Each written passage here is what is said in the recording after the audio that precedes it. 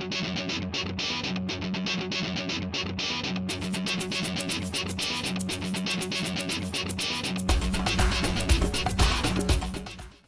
aí, galerinha, tudo bem? Estamos de volta para mais uma aula de História do Brasil.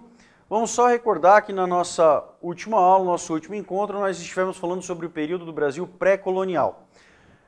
Naquele momento, nós discutimos que o ciclo econômico que o Brasil teve predominantemente foi o do pau-brasil, certo? E levando isso em consideração, né, que o pau-brasil era muito importante, dentro desse ciclo econômico, a mão de obra era predominantemente indígena. Beleza, galera? Muito bem, devemos levar em consideração, então, esses aspectos. Bom, só que o que acontece? Dentro desse processo que a gente conhece, dentro desse período que a gente conhece como Brasil pré-colonial, que vai ali da chegada de Pedro Álvares Cabral até 1530 aproximadamente, então vamos colocar aqui, período pré-colonial. Nesse período, Portugal estava tendo sucesso com as suas empreitadas para o Oriente. Tinha conseguido chegar até as Índias em 1498 e estava tendo bastante sucesso nas suas viagens comerciais, tá? Então esse é o objetivo principal. Só que durante esse período, também é verdade que muitos países da Europa tentaram fazer expedições para a América, especialmente com a finalidade de pirataria. Um ou outro, às vezes, tentava permanecer ali algum tempo um pouco mais, né? Procurava permanecer um pouco mais. Mas aqui acontece o quê? A partir de 1530, o comércio com as Índias começa a querer declinar. E Portugal, atento às chegadas, né, desses países estrangeiros até a América, decide então que precisa fazer alguma coisa. Então, entre 1530 e 1532, nós vamos ter, chegando à costa brasileira, expedições, mas não agora expedições de reconhecimento, porque essas aconteceram muito no começo do período pré-colonial. Essas expedições agora são expedições de estudo para colonização, efetivamente, tá? Então, essas aqui, nessas expedições já se sabia muito o que estava acontecendo, né, no Brasil. E eu falei para vocês num encontro passado que tem um camarada chamado Martim Afonso de Souza que deu uma sugestão para o rei de Portugal. Falou assim, olha, seria interessante que a gente adotasse no Brasil um sistema que a gente já conhece, que é o das capitanias hereditárias. E foi o que acabou acontecendo.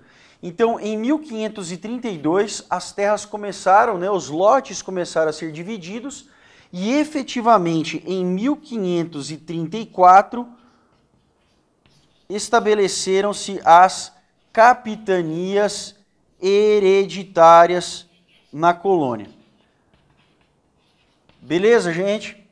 Bom, quem é que recebe essas terras? Normalmente, a alta nobreza, quem vivia mais próximo do rei, não recebeu essas terras. Você vai falar, poxa, seria normal que essa galera recebesse.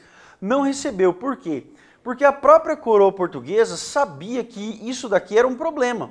Por quê? Porque as capitanias hereditárias eram terras que estavam muito distantes da coroa. Então, normalmente, a alta nobreza não ia querer vir para cá. Mas, de qualquer maneira, era terra. Então, essas terras acabaram vindo para uma média nobreza, tá? Que acabou, né, a princípio, poxa, são terras, a gente vai poder crescer, vamos ganhar alguns títulos, né, de nobreza, então isso aqui parecia ser interessante a princípio. Era aquele típico presente de grego, né, porque além de estar muito distante da metrópole, também não tinha infraestrutura nenhuma. Bom, essas capitanias, então, as capitanias foram divididas entre 1532 e 1534, e em 1534 elas passaram então a ser distribuídas para os capitães donatários. Beleza? Bom, capitão donatário é o nome do camarada, é o título que recebe o camarada que recebe essas terras. E para poder garantir a posse dessas terras, porque é assim, gente, as capitanias hereditárias entravam dentro de um sistema de doação praticamente. O capitão donatário passava a ter praticamente poderes absolutos nesse território que ele recebia. Ele acabava recebendo 2 documentos para poder provar a sua nova propriedade. Então nós temos lá a chamada carta foral, que é o documento de propriedade com direitos e deveres. Aqui eu quero salientar uma coisa muito importante. É nesse momento, por exemplo, que ficou determinado impostos. Os impostos já foram absolutamente colocados para todos os capitães donatários. Então, os impostos funcionavam assim: 10% de tudo que fosse produzido na colônia deveria ser pago em impostos, tá? E 20% de tudo que fosse extraído. Então, veja bem, essas aqui são algumas das obrigações que o capitão donatário tinha para com a metrópole. Olha como isso aqui é importante. 20% é o que, gente? É a 5ª parte. Então, ora, já tinha sido determinado desde as capitanias hereditárias o pagamento do 5º. De tudo que fosse extraído, 20% deveria ser remetido à coroa portuguesa. Por exemplo, o pau-brasil. O pau-brasil nasceu aqui. Então ele era extraído, tá? Ele era tipicamente brasileiro. Então ele é extraído, 20% se paga à coroa portuguesa. Muita gente fala assim, não, o 5º ele surgiu lá na época da descoberta do ouro, no ciclo do ouro. Não, tá errado. Tanto é verdade que quando o ouro foi descoberto, eu vou falar sobre isso de novo lá na frente, mas quando o ouro foi descoberto, os portugueses ficaram quietos, né? Os colonos aqui ficaram quietos, ninguém falou nada. Por quê? Porque eles sabiam que ia ter que pagar 20% já. Esse 5º já estava determinado aqui na época das capitanias hereditárias, tá bom? Então, se você tiver alguma dúvida, pode procurar no material que você quiser, fica bastante tranquilo com relação a isso. E 10% de tudo que fosse produzido. Então, se alguém fizesse algum trabalho aqui na colônia e vendesse isso, então 10% era o imposto devido à coroa portuguesa. Beleza? Bom, então aqui vinha determinado, na carta foral vinham determinados os direitos e os deveres, e além da carta foral, vinham ali alguns outros documentos que também serviam para poder determinar não só a posse, mas também os impostos que deveriam ser pagos. Tudo bem, gente? Bom, aí é o seguinte, vamos fazer um desenho aqui, só para você ter uma noçãozinha desse território. Então, o território que ficava nas mãos de Portugal era mais ou menos isso aqui.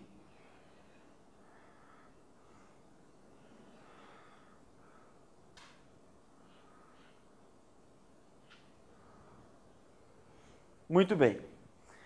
Então, supondo que esse aqui era o território do Brasil, isso aqui estava dividido em 15 lotes e 14 capitanias.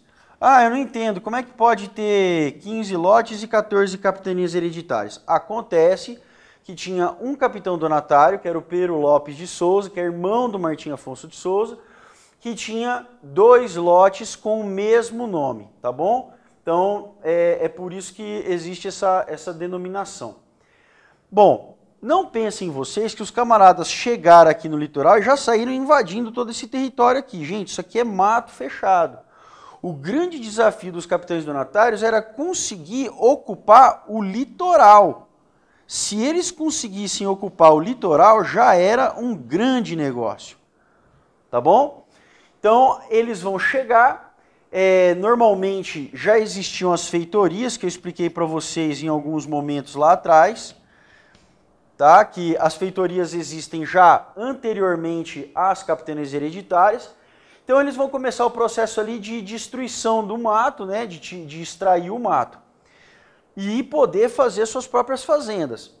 Só que aí começam a aparecer os primeiros problemas. Você tem a questão da distância da metrópole.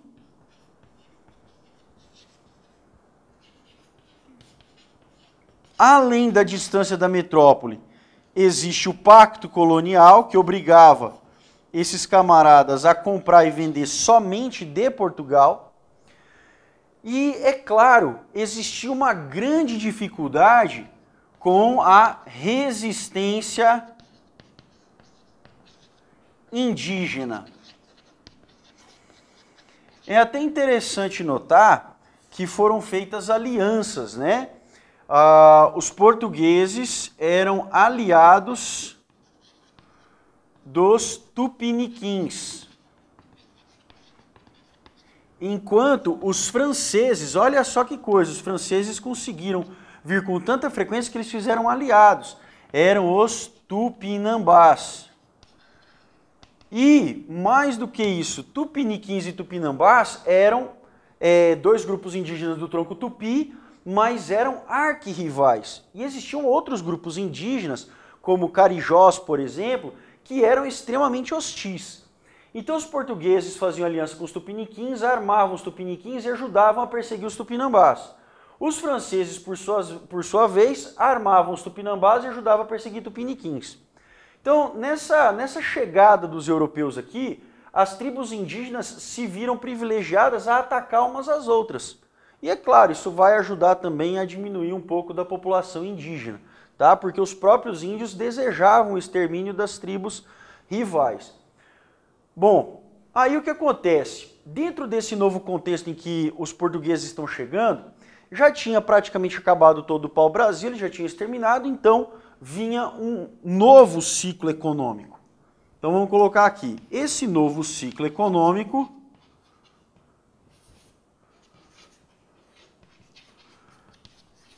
é o ciclo da cana-de-açúcar. Muito bem. Só para a gente entender um pouquinho, a cana-de-açúcar já era produzido, o açúcar já era produzido lá desde a Idade Média, talvez até antes. Só que, como ele era produzido em pequena escala, porque não existia uma técnica que permitisse produzir em larga escala, como ele era produzido de pouquinho, então realmente o preço dele era muito alto, tá? Ora, os portugueses desenvolveram um mecanismo de poder produzir açúcar em larga escala. Como é que se fabrica açúcar em larga escala nesse momento? Então eles plantavam a cana, né, muito território de cana plantada, vários alqueires, hectares, enfim. Eles colhiam essa cana, passava pelo processo de moer, tá? Moía várias vezes. Depois eles pegavam todo aquele caldo e começava a ferver. Tá? Chegava num ponto específico, esse ponto é uma técnica que os portugueses dominavam, tinha que chegar num ponto da fervura em que eles separavam então esse caldo bem grosso e até que ele endurecesse. Então perdia a água, ficava só o cristal, praticamente do açúcar. Depois disso, normalmente eles colocavam para descansar esse líquido grosso dentro de jarros de barro, tá? Então depois o que eles faziam? Ou eles jogavam, né, o açúcar se desprendia das paredes do barro, da jarra, ou eles quebravam a jarra, né, com muito cuidado para não vir caco dentro do açúcar, e aí eles quebravam essa pedra. Isso era uma espécie de açúcar mascavo, tá? Então o açúcar não era lavado, não era esse açúcar cristal que a gente tem em casa, era um açúcar mais grosso, nem tão doce também, porque ele vinha misturado com nutrientes, né? Porque esse açúcar que a gente tem, que é o cristal lavado com soda, ele já perdeu os nutrientes dele, então você tem a sacarose pura, por isso ele parece um pouco mais forte.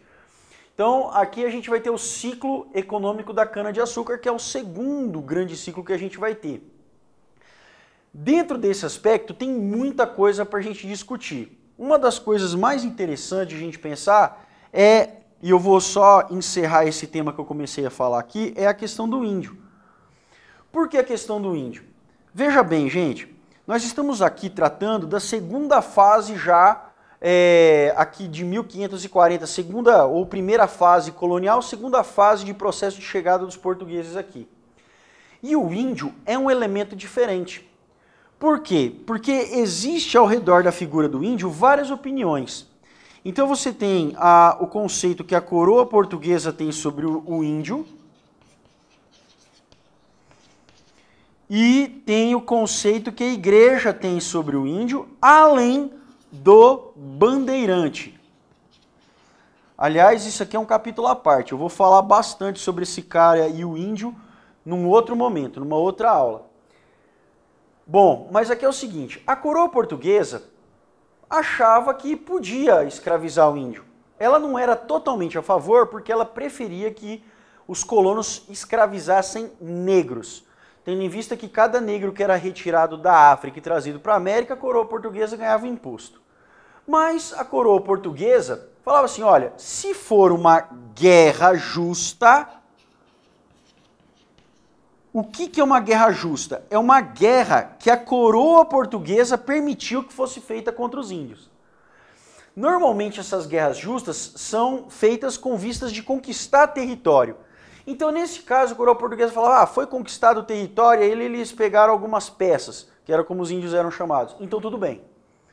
Mas, de maneira geral, a coroa portuguesa preferia não incentivar a escravidão de índios, a escravização de índios, justamente porque ela pretendia que fossem pagos os impostos que eram devidos aos negros. A igreja, por sua vez, não era totalmente contra a escravidão do índio. Ela dizia o seguinte, olha, se a escravidão for feita para a catequização, tudo bem. Mas a escravidão com vistas ao lucro meramente, não. Então a igreja vai passar a ser uma grande inimiga, por exemplo, desse grupo aqui.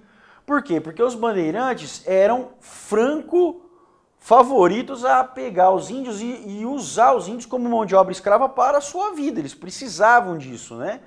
Então a igreja não era contra desde que fosse feito um trabalho de catequização desses índios.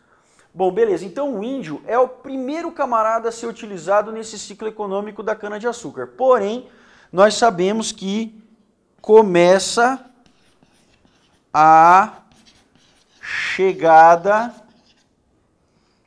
de negros escravos. Beleza? Então aqui os negros começam a chegar dentro desse novo ciclo para poder produzir o açúcar. Logo que esses portugueses vão chegando para estabelecer o ciclo da produção do açúcar, eles vão ter que desmatar, isso é uma coisa que dá muito trabalho. Imaginem vocês, por exemplo, que existiam árvores que você precisava de ir lá 20 homens para abraçar. Imagina, como é que se derruba uma árvore dessa? Ah, professor, derruba com um machado. Cara, uma árvore dessa para derrubar com machado, vai ter gente até hoje no litoral do Brasil derrubando essa árvore, né? Faz 500 anos o cara tá com um machadinho lá ainda, com a barba comprida, né? Não era machado. Normalmente eles usavam pólvora para poder destruir a raiz dessa árvore. Imagina derrubar essa árvore, depois deslocar ela, revolver o terreno. Então, era muito trabalhoso. Não é à toa que dentro desse ciclo, né, econômico, mesmo que a cana-de-açúcar fosse um grande produto, né, desse muito dinheiro, não é à toa que em função desse ciclo aqui, apenas 2 capitanias hereditárias prosperaram. Tá? Que capitanias são essas? Então, vamos escrever aqui, apenas 2 capitanias prosperam. E você já sabe quais são elas. A gente sempre ouve falar delas. São Pernambuco e São Vicente. Olha, você tem todo tipo de histórias com relação às capitanias hereditárias. Existem capitanias hereditárias que o capitão donatário chegou aqui e acabou comido pelos índios. E nós estamos falando literalmente, ok? Existem capitanias hereditárias que os camaradas nunca apareceram para saber como era a terra. Tá? Então por quê? Porque era realmente custoso, gastava-se muito dinheiro. Teve gente que veio, bateu o olho e voltou, falou, não quero aquilo ali, mas de jeito nenhum. E o interessante é que muitos desses capitães donatários tinham o direito, muitos não, praticamente todos eles tinham o direito de doar terras para garantir a ocupação, ele não precisava explorar tudo. É o que a gente chama de sesmarias. Ora, as sesmarias eram lotes menores dentro das capitanias. E, gente, o sesmeiro podia ficar muito à vontade para explorar a terra do jeito que ele entendesse melhor, porque no momento que o sesmeiro pegasse essa terra era dele, tá? O capitão donatário perdia a autonomia. Ah, professor, então por que o capitão donatário vai querer dar isso? Porque a coroa portuguesa estava estimulando a interiorização da ocupação. E aí vem alguns aspectos importantes ainda dentro desse tema. Veja bem, no que diz respeito à produção do açúcar, nós vamos ter a Casa Grande, a senzala, a capela e o engenho. Normalmente, a produção do açúcar demandava essas estruturas básicas. O que é a Casa Grande? É onde mora o dono da propriedade, tá? A senzala é onde moram os escravos. A capela é óbvio onde ficavam ali os padres, de maneira geral, né? Onde eram feitos os cultos, casamentos, velórios e tudo mais. E o engenho era o lugar onde se produzia o açúcar. Essa parte é muito importante se entender. Era uma máquina muito eficiente e nem toda fazenda tinha engenho, gente. Nem toda fazenda. Muitas fazendas só se produzia cana. E aí o que o camarada fazia? Ele colhia sua cana e entregava para ser produzido açúcar numa propriedade onde só tinha engenho, ou de um cara que tivesse engenho. Normalmente a comissão era de 50%. Então o que acontece? O objetivo aqui era sempre a produção para exportação.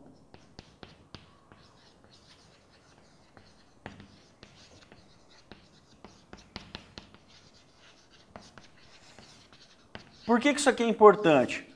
Porque quando a gente fala de produção para exportação, nós estamos dizendo que no Brasil se estabeleceu o quê? O latifúndio, onde nós temos estabelecida a monocultura. Beleza? Então no Brasil se produzia apenas esse produto. Aí você fala, pô professor, e os caras comiam o quê? Ótima pergunta. No que diz respeito, muito obrigado, fui eu que fiz a pergunta, foi muito boa, né?